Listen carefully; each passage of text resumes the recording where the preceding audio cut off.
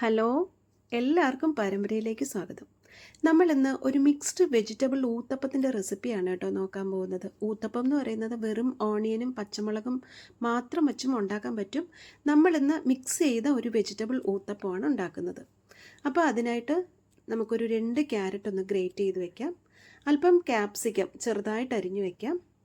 ഉള്ളി അല്പം കൂടുതലിടുന്നത് നല്ലതാണ് കേട്ടോ. വലിയ ഉള്ളി ചെറുതായിട്ട് അരിഞ്ഞു വെക്കാം.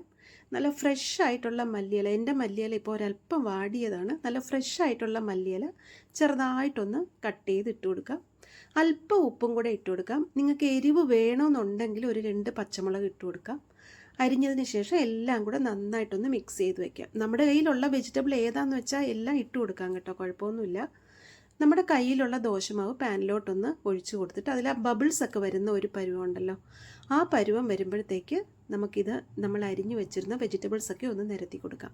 എല്ലാ മാവിൻ്റെ എല്ലാ ഭാഗത്തും സ്പ്രെഡായി വരുന്നത് പോലെ ഫുള്ളായിട്ടൊന്ന് നിരത്തി കൊടുക്കാം. അതിനുശേഷം അതിലോട്ട് ഒരല്പം നല്ലെണ്ണയോ അല്ലെങ്കിൽ ഒരല്പം നെയ്യോ ഏതെങ്കിലും ഒന്ന് ഒഴിച്ചു കൊടുക്കാം.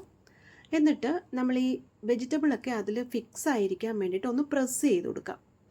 നന്നായിട്ട് ആ ദോശമാവുമായിട്ട് ഈ വെജിറ്റബിളൊക്കെ പറ്റി ചേർന്നിരിക്കുന്നത് പോലെ ഒന്ന് പ്രസ് ചെയ്ത് കൊടുക്കാം. എന്തിനാന്ന് വെച്ചാൽ നമ്മൾ ഇങ്ങനെ ചെയ്തില്ലെങ്കിൽ നമ്മൾ തിരിച്ചിടുന്ന സമയത്ത് ചിലപ്പം വെജിറ്റബിളൊക്കെ അങ്ങോട്ടും ഇങ്ങോട്ടും ഊർന്നു പോകും. അപ്പോൾ ഒന്ന് പ്രസ് ചെയ്ത് കൊടുത്തിട്ട് ഒരു 2 മിനിറ്റ് കഴിയുമ്പോഴത്തേക്ക്, സാധാരണ ദോശ വേവുന്ന സമയം, ഒന്ന് തിരിച്ചിട്ട് കൊടുക്കാം. ഒരു 2 മിനിറ്റ് കഴിയുമ്പോൾ നമുക്ക് നല്ല ഊത്തപ്പം റെഡിയായി. നല്ല കിടിലൻ ടേസ്റ്റാണ് കേട്ടോ. സാമ്പാറും ചട്നിയും ഒക്കെ വെച്ചൊന്ന് കഴിച്ച് നോക്കിയാൽ ഭയങ്കര അടിപൊളി ടേസ്റ്റാണ്. ഹെൽത്തിയും ആണല്ലോ, നമ്മൾ വെജിറ്റബിൾസ് ഒക്കെ ഇട്ടിട്ടുണ്ടല്ലോ.